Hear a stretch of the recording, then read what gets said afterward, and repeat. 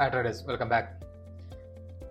ഇന്നത്തെ market analysis സമയത്ത് നമ്മൾ ഒരു വ്യൂ എന്ന് പറയുന്നത് 24,850 മുകളിൽ പോയ നിഫ്റ്റിയിൽ നമ്മൾ മേലേക്ക് ട്രേഡ് പ്ലാൻ ചെയ്യാം. അതേപോലെ 24,500 താഴെ വന്നാൽ മാത്രമേ ചെയ്യുന്നുള്ളൂ നമ്മൾ ഡൗൺ സൈഡ് ട്രേഡുകൾ പ്ലാൻ ചെയ്യുന്നുള്ളൂ. ഇതിൻ്റെ ഇടയിലുള്ള ട്രേഡുകൾ നമ്മൾ പ്ലാൻ ചെയ്യുന്നില്ല എന്നായിരുന്നു. ഒരു ഫ്ലാറ്റ് ഓപ്പണിംഗ് ഉണ്ടായി മാർക്കറ്റിൽ, അതിനുശേഷം ഒരു ഷാർപ്പ് കൺസോൾട്ടേഷൻ എന്ന് തന്നെ പറയാം. കാരണം ഇന്നലെ ഹൈ വോൾട്ടൈൽ ആയിരുന്നു മാർക്കറ്റ്. ഇന്ന് എന്ത് ചെയ്തില്ല, മാർക്കറ്റ് ഒരു സൈഡിക്ക് മൊമെന്റം തരാതെ മാർക്കറ്റ് ഹോൾഡ് ചെയ്തു എന്നുള്ളതാണ്. നാളെ നമുക്ക് ഇതേ ചെയ്യാനുള്ളൂ. 24,850 മുകളിൽ ഒരു ക്യാൻഡിൽ ക്ലോസിങ്, ഈ ഒരു ഹൈയുടെ മുകളിൽ ക്യാൻഡിൽ ക്ലോസിങ് തന്നാൽ മാത്രം എന്ത് ചെയ്യാം, നമുക്ക് കോൾ സൈഡ് അല്ലെങ്കിൽ മേലേക്ക് ട്രേഡുകൾ പ്ലാൻ ചെയ്യാം. 24,500 താഴെ വന്നാൽ മാത്രം എന്ത് ചെയ്യാം, ഡൗൺ സൈഡ് ട്രേഡ് പ്ലാൻ ചെയ്യാം.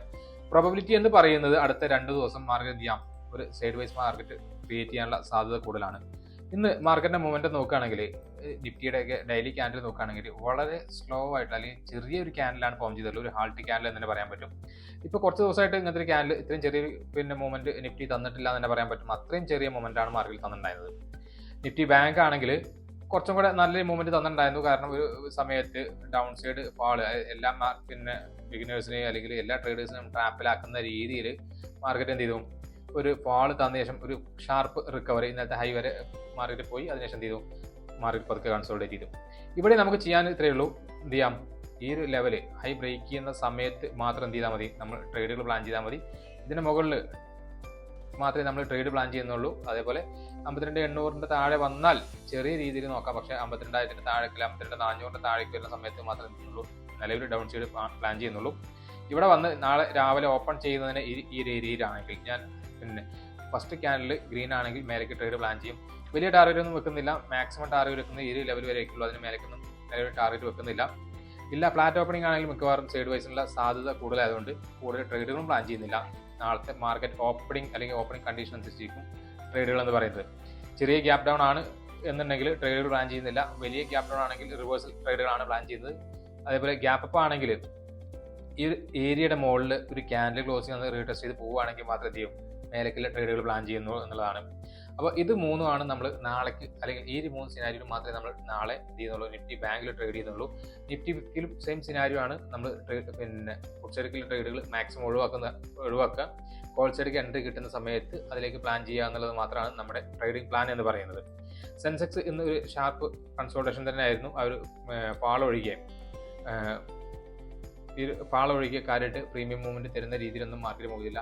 നിഫ്റ്റി എങ്ങനെയാണ് മൂവ് ചെയ്തത്, സെയിം സിനാരിയോ. അപ്പം ഇതിന്റെ മുകളിൽ 82,300 മുകളിൽ പോയാൽ കാര്യമായിട്ടൊരു മൂവ്മെന്റ് കിട്ടുള്ളൂ എന്നുള്ളതുകൊണ്ട് അതുവരെയൊക്കെ ട്രേഡുകളൊന്നും പ്ലാൻ ചെയ്യുന്നില്ല. പിന്നെ അതേപോലെ ചെറിയൊരു ട്രെൻഡ് ലൈൻ ഉണ്ടാക്കി എന്നുള്ളതുകൊണ്ട് തന്നെ എന്ത് ചെയ്യാൻ പറ്റും, ഇതിന് മുകളിൽ ഒരു ക്യാൻഡിൽ ക്ലോസിംഗ് റീടെസ്റ്റ് ചെയ്യുകയാണെങ്കിൽ, ചെറിയ സ്റ്റോപ്പ് ലോസിൽ ട്രേഡ് കിട്ടുകയാണെങ്കിൽ ഈ ഒരു ലെവൽ വരെ 52,215 വരെയൊക്കെ ടാർഗറ്റ് ചെയ്ത് ചെറിയ രീതിയിലുള്ള ട്രേഡ് വേണമെങ്കിൽ പ്ലാൻ ചെയ്യാൻ പറ്റും. ഡൗൺ സൈഡ് ട്രേഡ് എന്തായാലും പ്ലാൻ ചെയ്യുന്നില്ല. ഇതാണ് നമുക്ക് നാളേക്കുള്ള ആകെ ചെയ്യാൻ പറ്റുന്ന ട്രേഡുകൾ എന്ന് പറയുന്നത്. മിഡ് ക്യാപ്പോ അല്ലെങ്കിൽ നിഫ്റ്റിക്ക് എക്സ്പയർക്ക് ഇനിയും ഒരുപാട് ദിവസം ഉണ്ട് എന്നുള്ളതുകൊണ്ട് നമ്മൾ അതൊന്നും അനലൈസ് ചെയ്യാൻ നിൽക്കുന്നില്ല. നിഫ്റ്റി ബാങ്ക് അല്ലെങ്കിൽ നിഫ്റ്റി 50 ഇത് രണ്ടിലായിരിക്കും നമ്മൾ ഏറ്റവും കൂടുതൽ ഫോക്കസ് ചെയ്യുന്നത്. അതുകൊണ്ടാണ് ഈ 2 ക്യാൻഡിൽസ് അല്ലെങ്കിൽ ചാർട്ടുകൾ മാത്രം അനലൈസ് ചെയ്തത്. സെൻസെക്സ് ഇന്ന് എക്സ്പയറി ആയതുകൊണ്ട് അതിൻ്റെ ഒരു അനാലിസിസ് നമ്മൾ ഇന്നലെ നടത്തിയിട്ടുണ്ടായിരുന്നു എന്നുള്ളതുകൊണ്ടും അതെന്താണ് സംഭവിച്ചു എന്നുള്ളതാണ് നമ്മൾ പറഞ്ഞത്. ഇന്ന് സെൻസെക്സ് ഞാൻ ട്രേഡ് എടുത്തിട്ടുണ്ടായിരുന്നു.